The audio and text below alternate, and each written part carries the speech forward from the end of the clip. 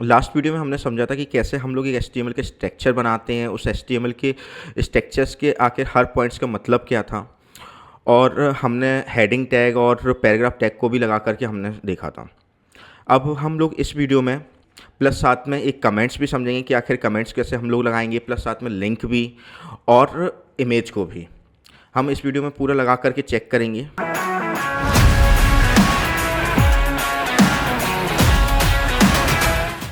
Comments के हमेशा अपने आप को याद रखने के लिए हम लोग कमेंट्स का यूज़ करते हैं। फॉर एग्जांपल जैसे हम लोग बहुत बड़ा कोड लिख रहे हैं, तो आपकी जगह पे कई डेवलपर्स जो आएंगे, तो उन डेवलपर्स को समझने के लिए हम लोग कमेंट का यूज़ करते हैं। अगर हम लोग आज एक पेज ले लेते हैं, पहले न्यू फाइल क्रिएट करते हैं।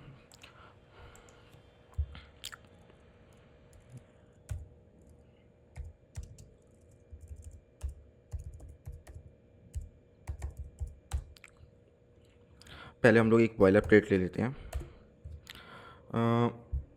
बॉयलर प्लेट दोस्तों एक्चुअली कुछ नहीं, इस कोड को बोला जाता है जिसको हम लोग एक मतलब एक पूरे स्ट्रक्चर बनाया मिल गया हमें, तो इसको हम लोग एक बॉयलर प्लेट बोलते हैं। हम लोगों को ज़्यादा चेंजेस करने की आवश्यकता नहीं मिलती। तो हम लोग इसको टाइटल पहले हम लोग चेंज कर लेते हैं। इसका टाइटल का नाम जो है वो कमेंट्स दे देते हैं। कमेंट्स एक्चुअली दोस्तों देने के लिए हम लोगों को क्या है, पहले स्टार्टिंग के लिए हमें ये टाइप करना पड़ेगा, फिर उसके बाद में हम लोग लिखेंगे। फॉर एग्जांपल इस बार हम लोग लिंक्स का यूज़ करने वाले हैं, तो लिंक्स हम लोग एक कमेंट्स दे देते हैं। कमेंट्स लेकिन दोस्तों जब भी आप लिखोगे तो ये कभी भी आप रन करोगे, जैसे हम लोग अगर इसको लाइव करके देखें, गो लाइव, तो कमेंट्स कभी भी बाहर शो नहीं होगा। जैसे हम लोगों ने लास्ट वीडियो में हमने बोला था कि बॉडी के अंदर हम जो भी लिखते हैं वो पूरा का पूरा कमेंट्स मतलब इसके अंदर दिखता है। तो हम लोगों ने क्या है कि लिंक लगाया, तो लिंक क्यों नहीं दिखा, क्योंकि लिंक एक कमेंट है। हम लोगों को बस याद रखने के लिए कि जैसे हम लोग जब आगे बढ़ेंगे तब आप लोग एक बड़ी बड़ी वेबसाइटों पे जब आप काम करोगे तो उसमें हज़ारों लाइनें होंगी। तो 1000 लाइन में से हम लोगों को ये समझना है कि ये हेडिंग का टैग कौन सा है, हम लोग बॉडी में कहाँ से काम स्टार्ट करना शुरू किया गया है, सेक्शन हमारे कहाँ से स्टार्ट हो रहे हैं, हमारे इमेजेस कहाँ से लगी हैं। तो ये सब चीज़ें हम लोग समझने के लिए क्या करते हैं कि एक कमेंट लगा देते हैं, ताकि हम लोगों को ईजिली एक्सेस हो जाता है कि ये पेजेस जो हैं हमारे यहाँ से एक्सेस हो रहा है। लिंक को जैसे हमने लगाया, अब इसके आगे हम लोग जैसे लगा देते हैं एक एग्जाम्पल के लिए। अभी हम लोग एक पैराग्राफ ले लेते हैं ना। पैराग्राफ टैग के अंदर अगर हमने जो भी लिखा, एक काम करते हैं ऐसा लिखने की बजाय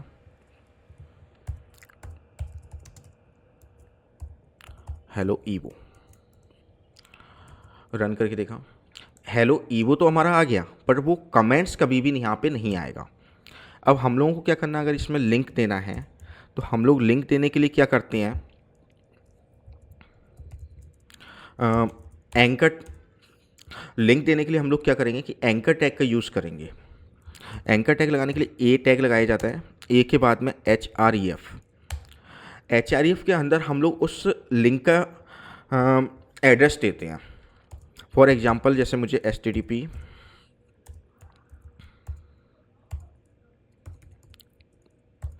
eipo.in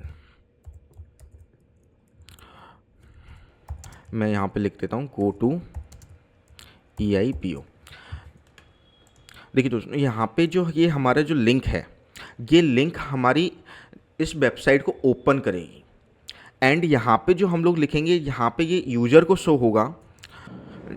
जैसे हम लोगों ने यहाँ पे क्लिक किया, क्लिक करने के बाद में हम लोग ईवो की वेबसाइट पे पहुँच गए हैं। अब हम लोगों को और भी लिंक लगानी है, जैसे मान के चलते हमने एक लिंक और लगा दी, ahref इक्वल्स टू, अगर हमें गूगल पे जाना है,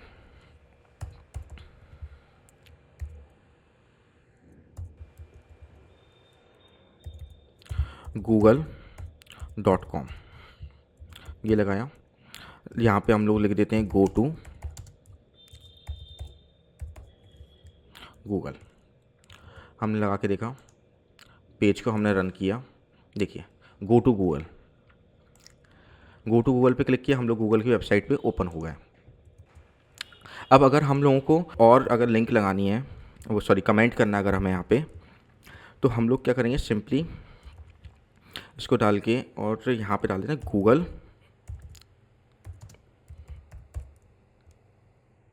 लिंक। तो ये हमारे एक कमेंट भी लग गया, प्लस साथ में हम लोगों ने एक एंकर टैग को भी लगा करके हमने लिंक भी क्रिएट कर ली। अब गाइस आप लोगों को लग रहा होगा कि लिंक अभी यहाँ पे गूगल की लिंक लगी हुई है, ये तो हमें समझ में आ जा रहा है। बट गाइस जब आप लोग बड़े कोड करोगे ना, तो उस समय पूरे सेक्शन को दिया जाता है कि हर लाइन के बाद पहले हमें कमेंट्स लगाने की आवश्यकता नहीं होती है। तो अब हम लोग क्या करते हैं, एक एट्रीब्यूट्स और लगाते हैं। एट्रीब्यूट्स का इस क्या होता है कि जैसे हम लोग ये अभी टारगेट को यूज़ कर रहे हैं, हमने टारगेट को यूज़ किया, तो जो टैग होता है, टैग हम लोग कहते हैं जिसको ओपनिंग और क्लोजिंग को जो एंकर टैग है, तो इसको हमने एंकर टैग कहा है, ए टैग, है ना। अब लेकिन जिसको अगर हम लोग स्पेसिफिक खूबी दे रहे हैं जिसके अंदर हम लोग, तो उसे हम लोग कहेंगे एंकर टैग, वो सॉरी एट्रीब्यूट्स हम लोग उसे कहते हैं। एट्रीब्यूट्स में क्या होता है कि हमने एक खूबी दे दी है ऐसे ब्लैंक टैग को। अब हम लोग इसको रन करके अगर हम लोग देखें,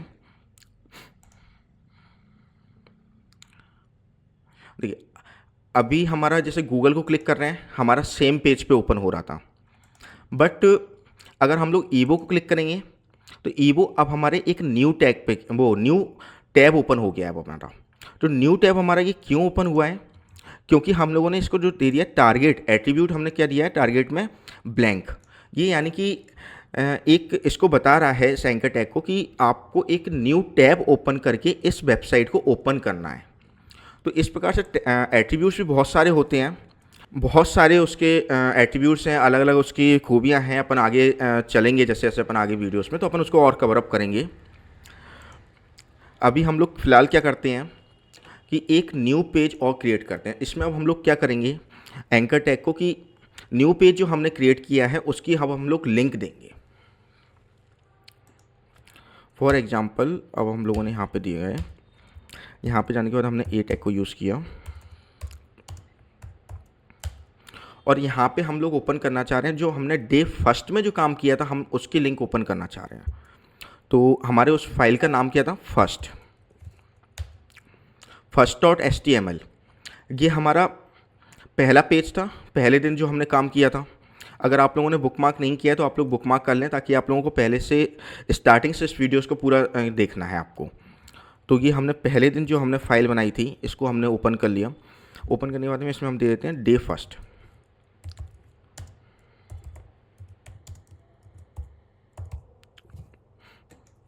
हम लोग यहाँ पे एक br टैग और लगा दें ताकि ये एक न्यू लाइन में आ जाए। न्यू लाइन में जाने के बाद में अब हम देखो ये आ गया डे फर्स्ट वर्क। क्लिक किया, डे फर्स्ट की फ़ाइल खुल गई। इसमें हमने डे फर्स्ट में हमने कुछ काम नहीं ज़्यादा शो किया था। हम लोग एक काम करते हैं, यहाँ पे डाल देते हैं first.html में डे वन वर्क। अब हम लोग अगर इसको क्लिक करेंगे, देखिए डे वन वर्क हमारा खुल के आ गया। अब हम क्या करते हैं, यहाँ पे जो आज हम जो वर्क कर रहे हैं इसमें एक लिंक और लगाते हैं AHREF। इसमें हम सेकंड डे का अपन टाइप डाल देते हैं। सेकंड डे में हमने जो भी वर्क किया होगा वो हमारे यहाँ पे खुल के आ जाए, डे सेकंड।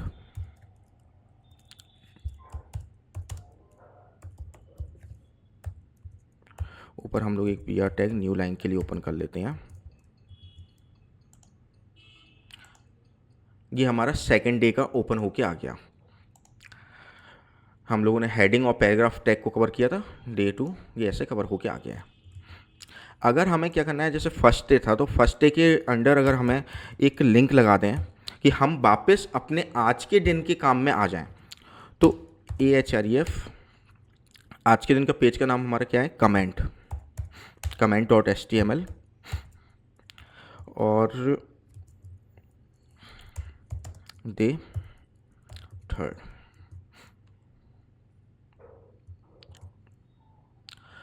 देखिए गाइस, अब हम लोग डे फर्स्ट पे गए। डे फर्स्ट पे हमारी लिंक आ गई, जिस पे अब हम लोग वापस अपने उस पेज पे आ जाएंगे कमेंट.html।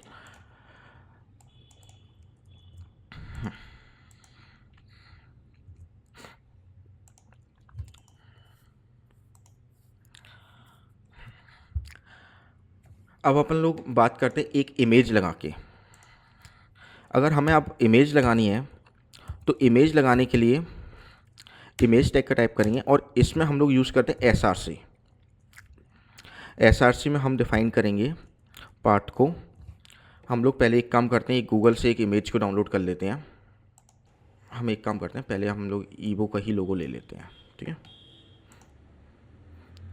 ईवो का लोगो हम डाल देते हैं अपने HTML ट्यूटोरियल के अंदर। देखिएगा इसके लोगो 1.webp, इसको हम लोग कॉपी कर लेते हैं इसके एड्रेस को पूरा। वापस हम लोग अपने कोड एडिटर पे चलेंगे। कोड एडिटर पे जाने के बाद में अब हम लोग अगर इसे रन करें कोड को, तो अब आप लोग देख सकते हैं हमारा ये लोगो लग के आ गया है इसमें। तो अब ये लोगो लग के कैसे आया है कि हमने इसका एड्रेस दिया हुआ है।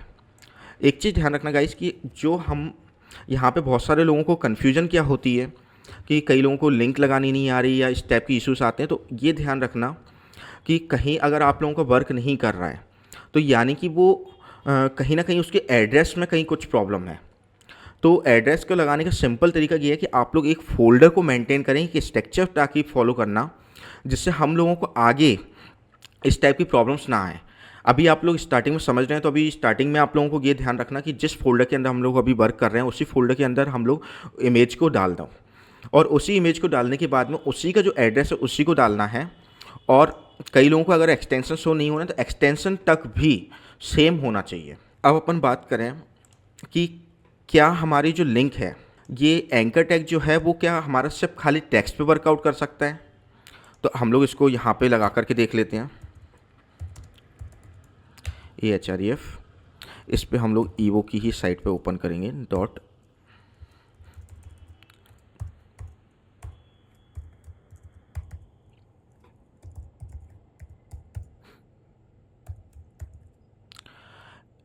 अब अपन को एक चीज़ करनी होगी कि इमेज को इस एंकर टैग के अंडर रखना है अपन को।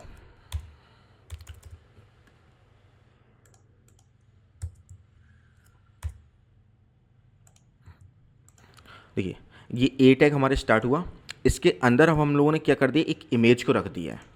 इमेज को रखने के बाद में फिर हमने एंकर टैग को क्लोज किया है। और गाइज एक चीज़ और याद रखना, जब भी कोई टैग आप लोग ओपन करो, उस टैग को ओपन करने के बाद में इसके अंडर अगर कोई काम कर रहे हो तो थोड़ा सा स्पेस छोड़ देना, ताकि आप लोगों को क्या है ना कि उसके क्लोजिंग कब करनी है, कैसे करनी है, कि आप लोगों को खुद को पता रहे। अदरवाइज़ क्या हो जाएगा कि आप लोग कन्फ्यूज़ हो जाओगे। बहुत सारा बल्क में जब कोड आएगा तो आप लोग कंफ्यूज होने लग जाओगे कि ये कैसे हो रहा है, कहाँ पे हमने क्लोजिंग टैग छोड़ दिया है। तो इससे हमें ईजिली एक्सेस हो जाता है कि ये टैग स्टार्ट हुआ, इस टैग के अंदर हमने इमेज रखी हुई है, तो ये इसके अंडर पार्ट आ रहा है। अब हम लोग रन करते हैं इस कोड को। रन करने के बाद में हम लोग रिफ्रेश करके अगर हम लोग इमेज पे क्लिक करेंगे, देखिए हमारी ये ईवो वेबसाइट अब खोल के आ गई है। अगर हमें इस पर भी अगर हम लोग एट्रीब्यूट दे दें, टारगेट ब्लैंक। अब आप लोग ये सोचोगे पेरेंट क्या है, सेल्फ क्या है, टॉप क्या है। ये हम लोग जब आगे बढ़ेंगे, जब हम लोग इसको आई फ्रेम यूज़ करते हैं या फिर फ्रेमवर्क वगैरह यूज़ करेंगे, फ्रेम टैग वगैरह, तो उसमें ये काम आते हैं। अभी हम लोग ब्लैंक टैग को यूज़ कर रहे हैं।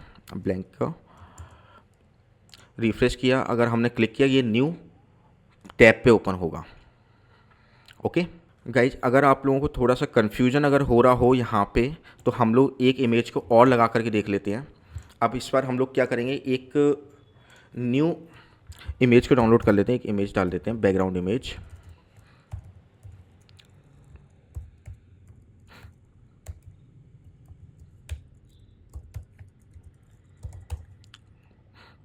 गूगल से हम लोग इस इमेज को डाउनलोड कर लेते हैं।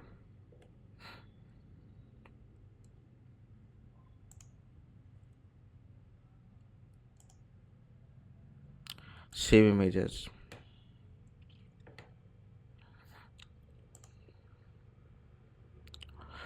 HTML ट्यूटोरियल, ये हमारा फोल्डर जो था इसी के अंदर हमने जाकर के सेव कर दिया है। अब हम लोग क्या करेंगे कि इसी का जो एड्रेस है, इसी को सेम एड्रेस को कॉपी करेंगे। अब मैं आप लोगों को फोल्डर के अंदर जाकर के दिखा रहा हूँ ताकि ये ईजिली आप लोगों को समझने में आसान हो जाए। ठीक है, पूरे के पूरे नाम को कॉपी किया। ये एक काम करते हैं, आप लोगों को एक फ़ोल्डर और क्रिएट कर लेते हैं, न्यू। इसके अंदर दे देते हैं IMG। IMG के अंदर रखते हैं अब अपन इस फोल्डर को। अब अपन लोग जब इसके अंदर जब जाएंगे तो अब अपन ओपन करके अगर न्यू इमेज लगाएंगे, जैसे IMG SRC। अब मैं अगर बात करूं कि सिंपली अगर एड्रेस डाल के इसको शो करना है तो ये हमारा शो नहीं होगा, एरर शो करेगा हमारा। ये आप देख सकते हैं इमेज यहाँ पे आ नहीं रही है, ये इमेज नॉट फाउंड का एड्रेस आ गया हमारा यहाँ पे। अब इसको हम लोगों को कैसे सॉर्ट आउट करेंगे? अब इसमें हम लोगों ने क्या किया था, इमेज फोल्डर के अंदर रखा था, तो यहाँ पे हम लोग क्या करेंगे, IMG फोल्डर का पार्ट देंगे, उसके अंदर ये इमेज का नेम देंगे। हमने पार्ट क्या दिया, IMG। हम लोग इसको बता रहे हैं कि जहाँ पे भी आपका फोल्डर ओपन है उसके अंदर एक IMG फोल्डर होगा, IMG फोल्डर के अंदर ये इमेज पाई जाएगी। अब हम लोग इसे सेव करने के बाद में रन करें, देखिए ये हमारी इमेज आ चुकी है। अब ये हमारी इमेज की अगर बात की जाए तो ये बहुत ज़्यादा बड़ी दिख रही है। अगर हमें इसे छोटा करना है तो छोटा करने के लिए हम लोग क्या करेंगे, एट्रीब्यूट होता है इसका हाइट हम लोग दे देते हैं 100 पिक्सल्स। देखिए ये इमेज आ गई हमारी। इसको और अच्छे से दिखाने के लिए हम लोग यहाँ पे BR टेक का यूज़ कर लेते हैं अभी फ़िलहाल। देखिए ये आ गई इमेज 100 पिक्सल्स में अब हमारी शो होने लगी है। एट्रीब्यूट्स हमारे लिए बहुत ज़्यादा इंपॉर्टेंट होते हैं, एट्रीब्यूट्स को ज़्यादा ध्यान रखने की जरूरत नहीं है, बहुत सारी चीज़ें हमें यहीं पे मिल जाती हैं। जैसे अगर हमें बिट्स चाहिए तो ये सिंपल होता है रास्ता समझने के लिए। अगर मैं इसको बिट्स दे दूँ 300 पिक्सल्स, सेव करने के बाद में देखिए 300 पिक्सल्स तक ये एक्सटेंड हो गई है और 100 पिक्सल्स फ्रंट में दिखा रहा है ये हमारा। सो गाइज अब हम लोग मिलते हैं नेक्स्ट वीडियो में। नेक्स्ट वीडियो हम लोग और आगे कवर अप करते हैं।